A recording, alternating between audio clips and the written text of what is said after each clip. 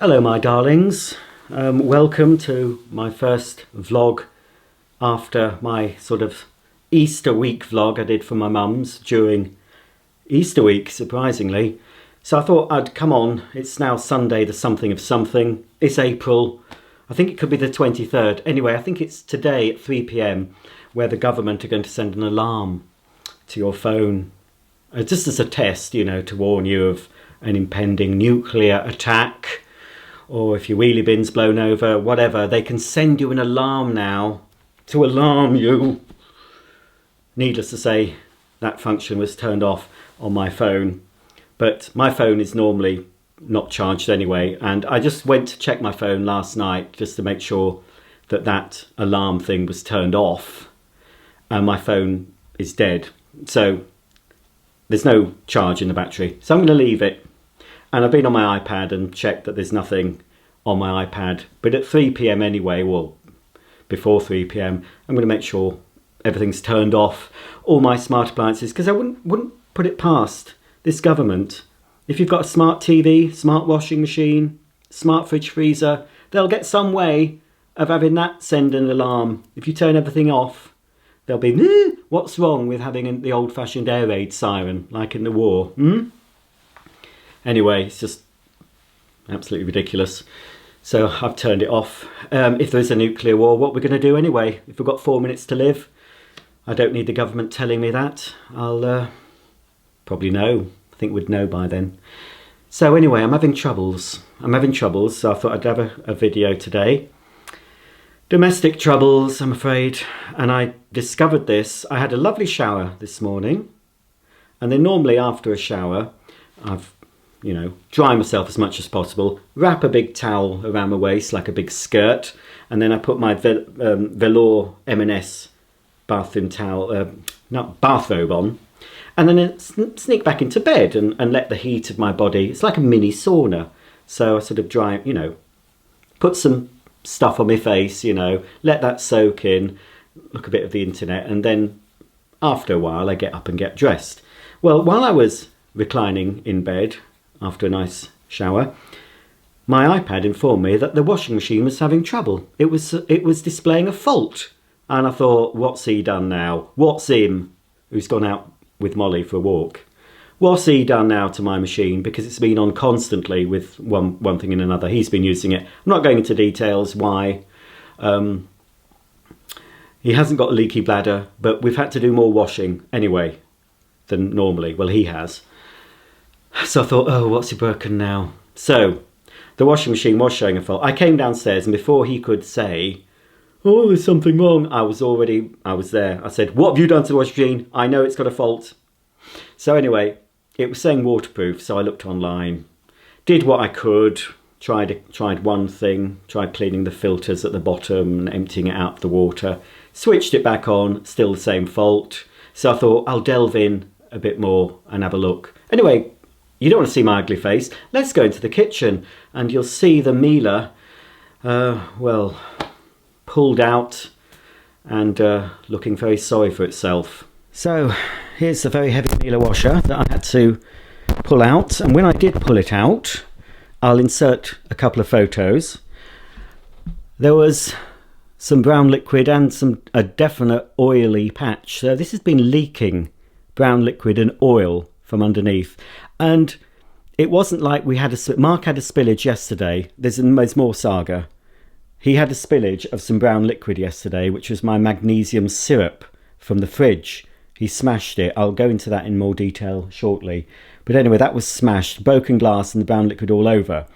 So it looked like that, but it wasn't that, because if it had been from that spillage from the fridge, it would have been, it would have seeped in from the front. But this was just isolated right at the back there. So I thought, well, that's not good, is it? So I cleaned it all up using a different floor washer, because another saga. They say things go in threes. So we've had 3 problems with domestic appliances this week. The cordless Tinco floor washer that I have been using, I knocked it over by mistake. I wasn't having a rant, and it completely smashed. the base came away from the main unit and it's all cracked. Can't be fixed, obviously, Chinese. And I had this, I didn't buy this, I already had this Nilfisk thing. So I thought, oh, well, that's an opportunity, I'll get that out. And it's okay for what it is, you know. So that was the first thing. And then the second thing involves the fridge freezer, but I'll tell you that after the washing machine problems. So anyway, I decided to tip the washer on its side just to see if I could see anything underneath. So we got some dust sheets down, laid them down, and carefully put the dishwasher on its side. And when I did, more brown liquid and gunk came out of it, poured out of it. So I had to clean all that up. And then when all that was cleaned up, I thought I was going to open up the back, but then I've decided not to open up the back because I couldn't see, and most washing machines are completely open underneath. Well, a lot of the washers I've had, but the Miele, it's all sealed up. So it's been leaking water and oil onto the base of the machine, and that had nowhere to go because, well, it has had somewhere to go because there are holes in the bottom. So it's been slowly letting this out, and obviously the waterproof system has detected water in the machine that shouldn't be, so that's why it stopped working. So when I tipped it up, more stuff came out, had to clean all that up. I went on Instagram for a bit of a live rant, and then when I put it back, I tried it, and it works now. It does work. But clearly, a washer that's oozing out oil and brown stuff, even if it's slowly, is not something that you should ignore.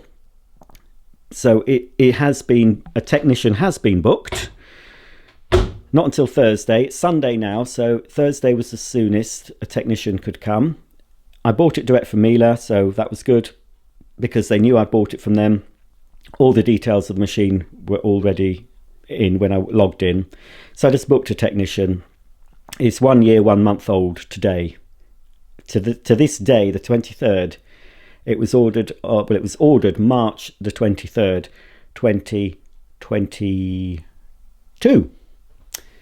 So it's a year and a month. So I'm not happy with a £1,600 washer spewing out brown liquid. But yeah, it does what? So if the technician comes, he'll see it's working. I've got the photos. I say, well, this is what I found underneath the washing machine. And I'm sure when they open it up, when he or she opens it up, they'll see there's a problem inside because there'll be evidence of leak and that brown stuff will be all over the bottom panel of the washing machine. So something's happened. So hopefully they can fix it Thursday. Pardon, I'm going to have a cough. Hopefully they can fix it Thursday. I mean, I do have 3 other washing machines. I've got a full-sized Hoover one that's been in the garage for yonks that I got free. Keep meaning to get rid of it and sell it. But I don't want to have to bring a big washing machine in and, you know. I've got a little plastic twin tub and I've also got a sort of single tub automatic thing. But anyway, Mark said he can cope without using a washer for a few days. So I'm sure if he can cope with it, I can. I've got enough pants and socks. In fact, I've probably got enough clothes to wear a new set of clothes every day for probably 2 months before I need to do any washing. I might fall short on the pants because I had a sort out of my pants and I threw away a lot of them. Bought some new ones, so probably would have to hand wash some pants or get out the twin tub. But everything else I've got more than enough to wear, even though I'm wearing probably the same jumper I've been wearing in other videos. It's because when you're at home and you're in your scruffs, you don't dress up, do you, folks? So don't comment below that you've seen this jumper before. You know, I do wear the same outfit more than once. I'm not royal. So anyway, I've got to push that back. I'm going to leave the moving men on. Bargain from the 99p shop a few years back. So I'm just going to gently push it back, leave it off, wait until the technician comes. Regarding the fridge freezer and I knew something had gone. I've got to push that out of the way. It's so heavy. I knew something had happened because I was upstairs and there was a commotion. I thought, what's Mark done this time? So he decided to clean the fridge freezer out.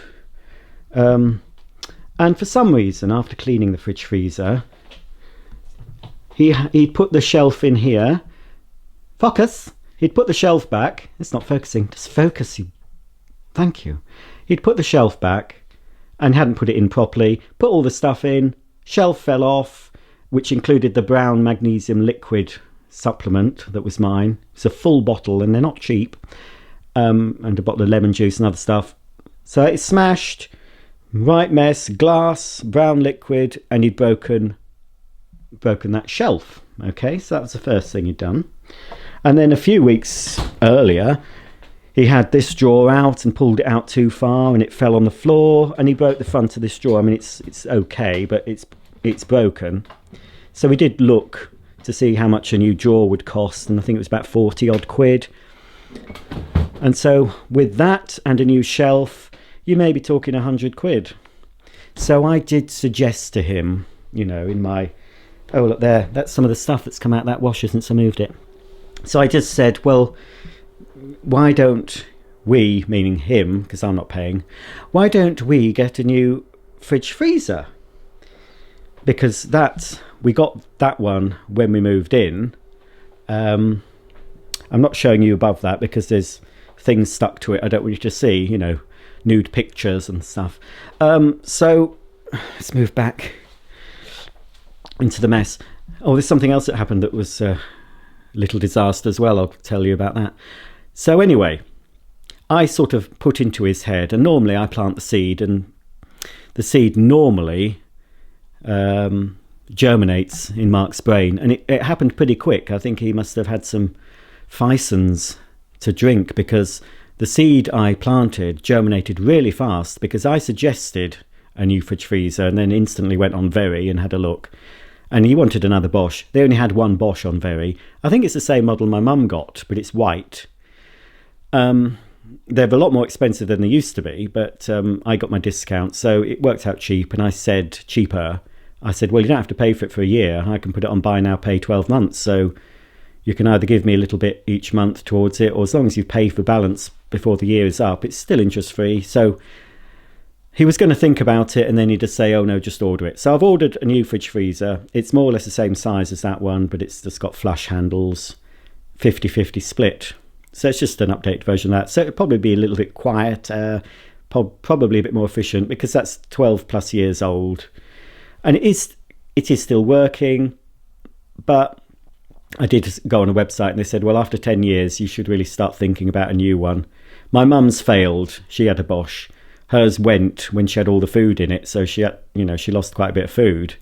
So I thought, well, it's better to get a new one before it fails.